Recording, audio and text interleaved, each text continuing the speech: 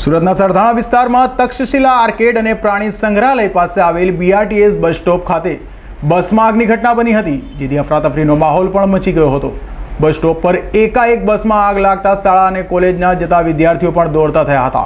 Fire વિભાગને જાણ કરાતા ફાયરની ટીમ સ્થળે પહોંચી ગઈ હતી અને આગ પર કાબુ મેળવ્યો હતો। સમગ્ર ઘટનામાં કોઈ જાનહાનિ થઈ નથી। સુરતના સરથાણા વિસ્તારમાં સવારમાં શાળા કોલેજમાં જતા વિદ્યાર્થીઓ ખૂબ જ મોટી સંખ્યામાં BRTS બસનો ઉપયોગ કરતા હોય છે।